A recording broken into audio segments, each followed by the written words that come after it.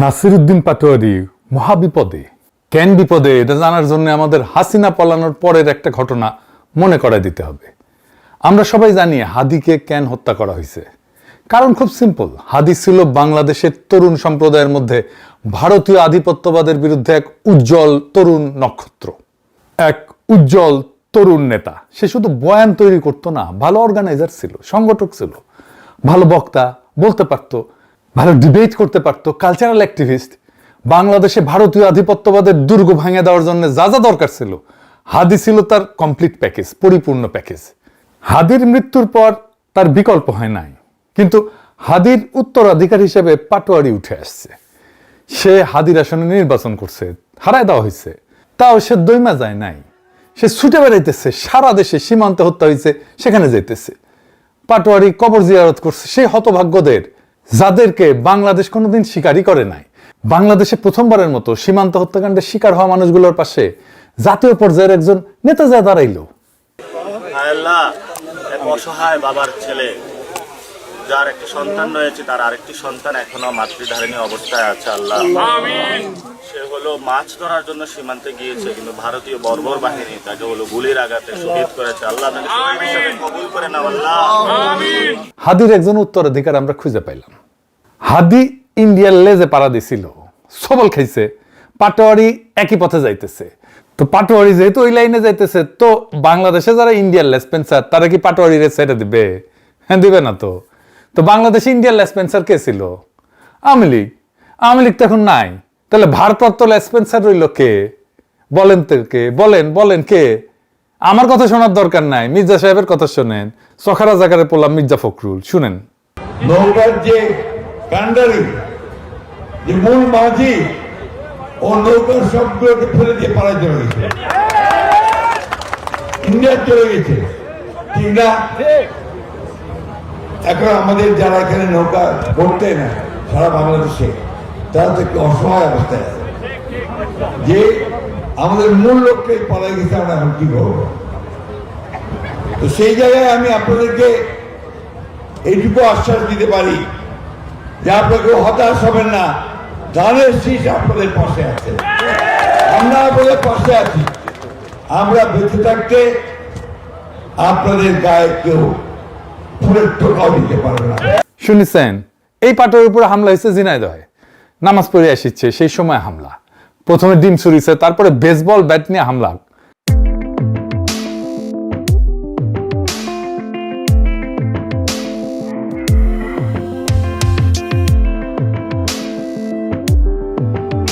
আর BNP ক্যাম্পে সে কি উল্লাস! আমি পোস্ট দিছি, উঠি এসে গালাগালি করিচ্ছে পাটোয়ারিকে, আমাকেও গালাচ্ছে। কি রকম জাউরা দেখেন। সে মামলা করতে গেল, মামলা নেয় না। পুলিশ না, সরি পুলিশ না, ঠোলা। মাঝে কিছুদিন পুলিশেতে গেছিল, আবার বাংলার লুথার কিং এর জামানায় শিলং সালাউদ্দিন ঠোলা বেনে দিচ্ছে ওকে। ঠোলা কয় শিলং সালাউদ্দিনের সার্ভার ডাউন, ওই সার্ভার ডাউনই থাকবি। শিলং সালাউদ্দিনের বেশি দিন ওটি বসে থাকা লাগবি না। এর মধ্যে ওয়াকারের পথ বালক পোস্টাইলো পাটোয়ারির সাথে নাকি একজন কোমর থেকে পিস্তল বের করেছে। দেখেন পোস্ট দেখিছেন? এবার এডিটর সাহেব ওই ভিডিওটা এটা দেখান না, দেখিছেন কি বের করিচ্ছে? আমি জানি না এই পোলাটা এনসিপির না ছাত্র দলের। অনেক পোস্টে দেখছি তারা ছাত্র দলের সন্ত্রাসী বলে পরিচয় করাই দিতেছে। যেই হোক, তবে যেটা বের করিছে, বের করতে গেছিল সেটা পিস্তল না। পরে যুগান্তর একটা রিপোর্ট করিছে এটা পিস্তল না। আপনারা দেখলেই বুঝবেন যে এটা পিস্তল ছিল না। দেখেন। আচ্ছা, এটা আপনারা বিশ্বাস করবেন কিভাবে? আপনারা ভিডিও ফুটেজ দেখলে অবশ্যই বুঝতে পারবেন যে যে কালো ব্যাগের ভিতরে একটা বড় সরু একটা বস্তু ছিল, কিন্তু এত বড় হচ্ছে যে কোনোদিন গান হয় না। এটা হচ্ছে যে সেফটিক লাঠি ছিল, চাইনিজ সেফটিক লাঠি। দেখেছেন, পথ বালক নাকি আর্মির চাকরি করিছে, বেশি দিন করতে পারে নাই, যদিও শুরু করতে না করতে ঘাড়ে ধাক্কা দিয়ে বের করে দিছে। যাই হোক, ওই ক্যাঙ্কা কোন কিসিমের আর্মি আছিল বুঝেছেন তো? পিস্তল দেখে সিলভার পারে না। ওর কাস্টমারদের কালা বন্দুক দেখে পিস্তল ভুলে গেছে মনে হয়। মাদার বোধ পথ বালক। এরপর থানা ঘেরাও করে, বিএনপির গুন্ডারা মারবে পাটোয়ারিকে লাঠি সোটা নিয়ে, দেখেন হকিস্টিক নিয়ে। ডাকসু নেতাদেরকে এইভাবে থানার মধ্যে পিটানো হয়েছিল, দেখেছেন? লাঠি হকিস্টিক নিয়ে থানার মধ্যে হামলা করছে। এইখানে মব খুঁজে পাবে না বাঙ্গুরা। বাঙ্গুরা তখনই মব পাবে যখন আওয়ামী লীগের ধরে ডলা দেওয়া হবে, 32 নম্বর ভাঙা হবে, মব শব্দটা তখন তারা ইউজ করবে। কেমন জাউরা দেখেছেন? এইগুলো সবগুলোর লিস্টি করে রাখেছি। টাইমটা আসবে, আবার খুব বেশি দিন লাগবে না, তখন লিস্টি কয়ে দেবো, লিস্টি ধরে ধরে কয়ে দেবো, সব কয়টার পিছে দিয়ে মব হান্দায় দিবেন। যাই হোক, এবার আসেন নাসিরউদ্দিন পাটোয়ারি কে সেটা দেখি। পাটোয়ারিরা বুঝতে হইলে আগে বুঝতে হবে বাংলাদেশের রাজনীতির দরজা 50 বছর ধরে বন্ধ ছিল। দুই পরিবার, দুই দল, বাকি 17 কোটি মানুষ দর্শক। এই দুই দলে কোনো রাজনীতিবিদ নাই, কোনো রাজনৈতিক কর্মী নাই, আছে চাকর বাকর। এক দল হাসিনার চাকর বাকর, আর এক দল তারেক রহমানের চাকর বাকর। ওদের মাথায় রাজনীতি নাই, কিভাবে চাকর বাকর হয়ে থাকবে সেটাই ওদের রাজনীতি। জুলাই এই ফ্যামিলি ডাইনেস্টি এই দরজাটা ভেঙে দিল। পাটোয়ারি নিজে সে ভাঙা দরজা দিয়ে ঢুকছে। একদিনে না, অনেক দিনের যাত্রা এটা। 2013 সাল পাটোয়ারি ইন্টারমিডিয়েটের ছাত্র, একটা কিশোর, হাসিনার সরকার তার বিরুদ্ধে 2টা মামলা দিল। কেন? কারণ সে শিবিরের রাজনীতি করতো। হাসিনার আমলে অনেকেই জেল খাটছে, সবাই পাটোয়ারি হয়নি। পাটোয়ারি আলাদা কেন? কারণ পাটোয়ারি একটা মানসিক ফাঁদ, একটা মেন্টাল ট্র্যাপ, এটা পেরায় গেছে। পাটোয়ারি নিজে তার ধর্মীয় পরিচয় লুকায়, বাঙ্গু সুশীল সাজে নাই, সে নিজের শেকড় ভোলে নাই, দর্দণ্ড প্রতাপ মাফিয়া নেতার সামনে সত্য উচ্চারণ করতে ডরায় নাই। এটা অনেক বড় সাহস। জুলাই বিপ্লবের আগে শহীদ ওসমান হাদিকে কয়জন চিনত? খুব বেশি মানুষ চিনত না, আমি নিজেই চিনতাম না। পাটোয়ারিকে কয়জন চিনত? কেউই না। কিন্তু এই অজানা তরুণেরা ইতিহাস বদলাই দিল। হাদি শহীদ হইল, সেই জায়গায় পাটোয়ারি এসে দাঁড়াইলো। হাদির আসন নির্বাচন করলো, হেরে গেল। সাধারণ রাজনীতিবিদ হইলে ঘরে বসে যেত, অজুহাত খুঁজতেন। পাটোয়ারি কি করলো? পাটোয়ারি ছুটতে থাকলো সারা দেশে, যেখানে মানুষের বেদনা যন্ত্রণা, সেখানে। সীমান্তে কেউ গুলিতে মরলো, পাটোয়ারি গেল। সে হতভাগ্যের কবরে দাঁড়াইলো, জিয়ারত করলো। আল্লাহ, এক অসহায় বাবার ছেলে, যার একটি সন্তান রয়েছে, তার আরেকটি সন্তান এখনো মাতৃধারিণী অবস্থায় আছে। আল্লাহ, সে হলো মাছ ধরার জন্য সীমান্তে গিয়েছে, কিন্তু ভারতীয় বর্বর বাহিনী তাকে হলো গুলির আঘাতে শহীদ করেছে। আল্লাহ তাকে শহীদ হিসেবে কবুল করে নাও। আল্লাহ, বাংলাদেশের ইতিহাসে এই প্রথম সীমান্তে নিহত মানুষের পাশে একজন জাতীয় নেতা দাঁড়াইলেন। 50 বছর ধরে বিএসএফ বাংলাদেশের নাগরিকদের গুলি করেছে, লাশ কাটাতারে ঝুলাই রাখছে। আওয়ামী লীগ চুপ, বিএনপি চুপ, বামপন্থীরা চুপ, বুদ্ধিজীবীরা চুপ, পাটোয়ারি গেছে। এটাই তার রাজনীতি। কথার রাজনীতি না, পায়ের রাজনীতি। এয়ার কন্ডিশন ঘরের রাজনীতি না, রাস্তার রাজনীতি। সেই জন্য পাটোয়ারি যেখানেই গেছে সেখানে তরুণরা উপচায় পড়ছে। দেখেন রিতেশ সাহেব এক এক কইরা ভিডিওগুলা জায়গার নাম লিখে দিয়েন। রাজশাহী,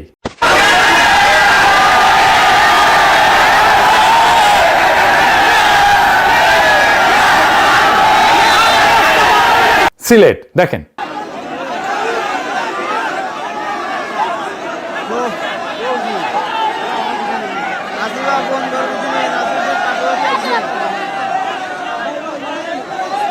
কুমিল্লা, দেখেন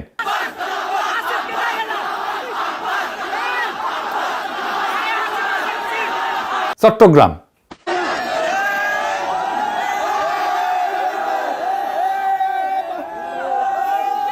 বরিশাল,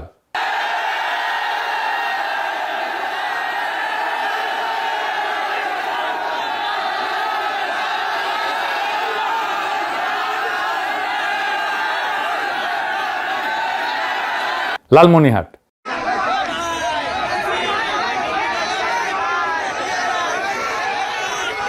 নারায়ণগঞ্জ,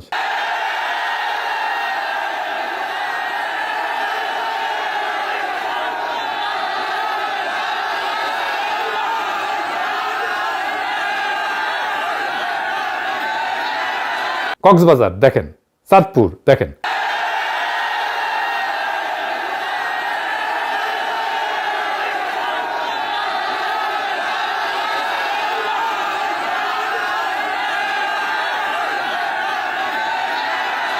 খুলনা, দেখেন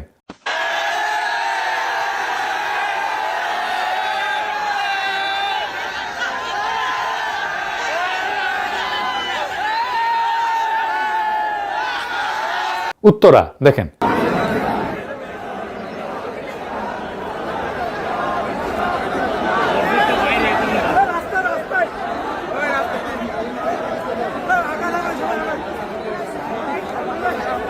বিএনপি এই পাটোয়ারিকে ভয় পায়। কেন? কারণ সে একজন অর্গানিক তরুণ রাজনৈতিক নেতা, উঠে আসতেছে মাঠ থেকে।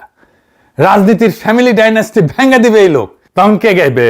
বাপের বাংলাদেশ আমার মায়ের বাংলাদেশ, বউয়ের বাংলাদেশ আমার মেয়ের বাংলাদেশ, চান্দা দে চান্দা দে চান্দা দে। এডিটে সাহেব গানটা শুনে দেন। দাদার বাংলাদেশ আমার বাপের বাংলাদেশ, মেয়ের বাংলাদেশ আমার মায়ের বাংলাদেশ, বাপের বাংলাদেশ আমার মায়ের বাংলাদেশ, বউয়ের বাংলাদেশ আমার মেয়ের বাংলাদেশ। চান্দা দে চান্দা দে চান্দা দে চান্দা দে চান্দা দে চান্দা দে চান্দা দে চান্দা দে চান্দা চান্দা চান্দা দে। শুনিছেন? পাটোয়ারিরে ভয় পায় কারণ পাটোয়ারির কাছে এমন একটা জিনিস আছে যা বিএনপির নাই, সেটা হইতেছে তরুণ প্রজন্মের আস্থা। ঝিনাইদহে ওই ইসলাম বিশ্ববিদ্যালয়ের ছাত্র দল ছাত্র দলের নেতা এসে থ্রেট করে গেছিল, তারই নেতৃত্বে হামলা হয়েছে। দেখেন এডিটর সাহেব। আপনার প্রতি একটা অনুরোধ থাকবে, মানুষের ইজ্জত সম্মান প্রত্যেকেরই আছে, আমাদের যে যে দলেরই হয় না কেন, এটা আপনার প্রতি অনুরোধ থাকবে। মানুষের ইজ্জত সম্মান নষ্ট করবে। দেখেছেন ছাত্র দলের নেতা, ওরে টাইম মতো বিয়া দিলে পাটোয়ারির মতো পড়ে থাকলে হইনি একটা। বিএনপির রাজনীতি, জিয়াউর রহমানের স্মৃতি, খালেদা জিয়ার ত্যাগ, তারেক রহমানের প্রবাস, 81 থেকে 2007 পর্যন্ত তার গল্প। আজকের যে ছেলেটার বয়স 25 বছর, সে গল্পগুলোতে তো নিজেকে খুঁজে পায় না। পাটোয়ারি সেই ছেলেটার বয়সী, সে যা পারে পাটোয়ারি তা পারে, সে যা ভাষায় কথা বলে পাটোয়ারি সে ভাষায় কথা বলে, সে যে যন্ত্রণা বহন করে পাটোয়ারি সে একই যন্ত্রণা বহন করে। সীমান্তের রক্ত, ভারতের দাদাগিরি, পাটোয়ারি এসে একই যন্ত্রণার সাক্ষী। বিএনপির হিসাব তো ছিল সহজ, আওয়ামী লীগ পলে গেছে, ক্ষমতা ফাঁকা, রাস্তা ফাঁকা, জনগণ ক্লান্ত, বিএনপি এসে দাঁড়াবে, জনগণ ভোট দেবে, স্বয়ংক্রিয় উত্তরাধিকার। পাটোয়ারিরা হিসাব ভেঙে দিতে চায়। বিএনপি বুঝতে পারতেছে না, পাটোয়ারিকে যত আঘাত করিচ্ছে পাটোয়ারি ততই বড় হচ্ছে। কেন? কারণ প্রত্যেকটা আঘাত পাটোয়ারির সত্যতা প্রমাণ করতেছে যে পাটোয়ারি যে কাজ করতে চাচ্ছে সেটা সত্য। একজন তরুণ নেতা প্রতিষ্ঠিত দলের কাছে একটা ভয়ের বস্তু না হইলে তাকে এত আঘাত করা হয় না। তো আঘাতই তাকে অথেন্টিক বানিয়ে দিচ্ছে, মানুষ তাকে গ্রহণ করতেছে। কেন? এদেশে মানুষের চাওয়া খুব সীমিত। মানুষ চায় কেউ তার কথা বলুক, কেউ তার ব্যথার পাশে দাঁড়াক, কেউ তার যন্ত্রণা বুঝুক, কেউ তার অস্তিত্বকে স্বীকার করুক। বাংলাদেশের সাধারণ মানুষ 50 বছর ধরে অদৃশ্য। গার্মেন্টস কর্মী, রিক্সা চালক, মাদ্রাসা ছাত্র, সীমান্তের কৃষক, প্রবাসী শ্রমিক, জাতীয় আলোচনা এরা নাই, সংসদে এদের কণ্ঠও নাই। পাটোয়ারি এদের দেখছে। মানুষের চাওয়া এতটুকুই যে আমাকে একটু দেখো, আমার যন্ত্রণা পাশে এসে দাঁড়াও। বাকিটা পরের কথা। পাটোয়ারি কোনো ব্যক্তি না, পাটোয়ারি একজন ফেনোমেনন। এই ফেনোমেননের অর্থ বাংলাদেশের সাধারণ মানুষ আর প্রতিনিধিত্বহীন থাকতে চায় না, কণ্ঠস্বর চায়। পাটোয়ারি তাদের কণ্ঠস্বর হয়ে উঠছে। পাটোয়ারি এমপি হবে কিনা জানি না, ক্ষমতায় যাবে কিনা জানি না, সেটা আলাদা প্রশ্ন, কিন্তু এই ফেনোমেনন হিসেবে পাটোয়ারি টিকবে, পাটোয়ারিরা টিকবে। কারণ এই ফেনোমেননের জন্ম পাটোয়ারিতে না, এর জন্ম জুলাইয়ে, যখন বাংলাদেশের সাধারণ মানুষ 55 বছর পরে বলল, ক্লেম করলো তার সার্বভৌমত্ব, বলল লাখো মানুষের রক্তে কেনা দেশটা কারো বাপের না।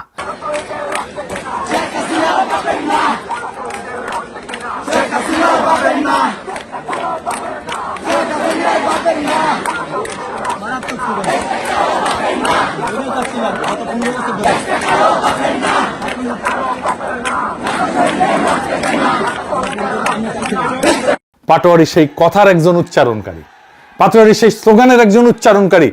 আগামীতে পাটোয়ারির দেখানো পথে আরো তরুণরা আসবে, ভেঙে দেওয়া দরজা দিয়ে আরো তরুণ ঢুকবে বাংলাদেশের রাজনীতিতে। এটাই নতুন বাংলাদেশ। বিএনপি কেমনে সব মপ করলো দেখছেন তো। এবার আসেন দেখি তারপরে বিএনপি কি করলো মপ করার পরে নিজে। বিএনপি কয় নাসিরউদ্দিন পাটোয়ারি নাকি তারেক রহমান আর জাইবা রহমানকে নিয়ে কটূক্তি করেছে। কি কটূক্তি করেছে আমি জানি না। বিএনপি তো দরবেশের দল, তাই না? কাউরে নিয়ে কটূক্তি করে না তারা। আমার ফেসবুক পেজের কমেন্ট বক্সে দেখেন, বিএনপির কটূক্তির প্রতিভা দেখতে পারবেন। কটূক্তি যদি বাংলার লুথার কিং এর গায়ে লাগে তাহলে সে আদালতে যাক। চাকর বাকরদের লালায় দেয় কেন? বাংলার লুথার কিং তার মাফিয়াদের গুন্ডাদের লালায় দেয় কেন? ওই ঝিনাইদহে আওয়ামী লীগ নেতা সাইদুল করিম মিন্টু বিএনপির সুধীর ভাইদের খুঁজতেছিল, তখন কিন্তু সুধীর ভাইরা সামনে আসে নাই। শুনেন। আছে বহুত লোক আছে, সেখানে সুধীর ভাই চাঁদ কয় যে শেখ হাসিনার গোরস্থানে পাঠিয়ে দেবো। তো এই বিএনপির ঝিনেদার কোনো বিএনপির সুধীর ভাই পালাম না, যে সেটা বাড়িয়ে আমরা তক্তা করে দিতাম যদি বিএনপির সাহস দেখাতে না। শুনিছেন, তখন কিন্তু তাদের ইজ্জতে লাগে নাই বিএনপির। কেন লাগে নাই জানেন? কারণ ওরা সত্যি সত্যি সাইদুল করিম মিন্টুর সুধীর ভাই। কর্তা কইছে সুধীর ভাই, আনন্দের আর সীমা নাই, সেই আনন্দে কিছু বলে নাই আর কি। তখন তাদের পৌরুষ জায়গা ওঠে নাই। কেমন কাপুরুষ দেখেন, যখন ঠাপে থাকে তখন 7 চরে রা করে না, চরের সাউন্ড দেন রিতেশ সাহেব। আর ক্ষমতায় থাকলে পৌরুষ জায়গায় ওঠে, ওইটা পৌরুষ না রে, ওটা কাপুরুষতা। এই সাইদুল করিম মিন্টু কিন্তু ওই যে আনার আছে না, আনার হত্যা মামলার আসামি ছিল, হাসিনাই ধরছিল তারে। দেখেন, তারপরে দেখেন নিজেরা মাইরা, নিজেরা মপ কইরা, নিজেরাই মামলা দিচ্ছে তারেক রেজাকে আসামি কইরা 22 জনের বিরুদ্ধে। সেই মামলা আবার বাংলাদেশের ঠোলারা নিছে, তারেক রহমানের ঠোলারা নিছেও। এই তারেক রেজাকে জানেন, একটা ছবি দেখায়, জুলাই শহীদদের জানাজার ইমাম যারে দেখতেছেন সেই তারেক রেজা। ঝিনাইদহে নাসির পাটোয়ারির সাথে ছিল এই তারেক রেজা। এই আলেমের বিরুদ্ধে বিএনপি নিজে মপ কইরা তার বিরুদ্ধেই মামলা দিচ্ছে। কেরম জাউরার জাউরা দেখেছেন, এটি দেশে এটা সিল মেরে দেন জাউরার জাউরা ছাত্র দলের উপরে। জুলাই যোদ্ধা ওয়ান রহমান খানকে ডিবি পরিচয়ে তুলে নেওয়া হয়েছে গতকালকে। আহত হয়েছিল সে, ওখানে ছিল ঝিনাইদহে, তারে তুলে নিয়ে গেছে।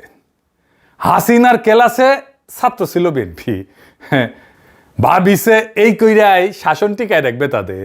যেই রাজনীতি বিএনপি শুরু করেছে তার আখেরি ঠিকানা হইতেছে দিল্লিতে হাসিনার মতো, ওই পথে আগাইতেছে বিএনপি। এই যে বিএনপির হেডম এত, এরাই তো 28 অক্টোবর প্রাণ ভয়ে পল্টনে দাঁড়াইতে পারে নাই, তার দলের নেতাই স্বীকার করেছে, মির্জা আব্বাস নিজে স্বীকার করেছে। দেখেছেন, খালেদা জিয়ার বাড়ির সামনে থেকে বালুর ট্রাক সরাইতে পারে নাই। মির্জা ফখরুলকে মাইরে শার্ট খুলে ফেলেছিল আওয়ামী লীগ রাঙ্গুনিয়াতে, আমির খসরু তো কাইন্দা দিতেছিল। এখন এই মির্জা ফখরুল প্রেসিডেন্ট হইতে যেতেছে। এই সে ভিডিওটা দেখান।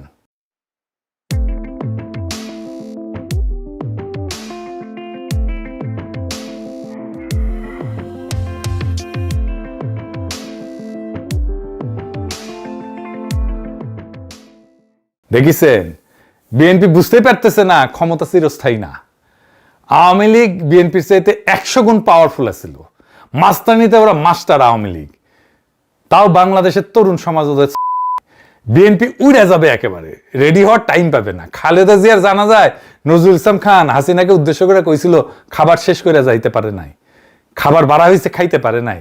বিএনপির কপালেও মনে হইতেছে লজ্জাজনক পরিণতি আসতে যাইতেছে। বাংলাদেশ শাসন করা খুব সহজ কাজ না, খুবই কঠিন কাজ।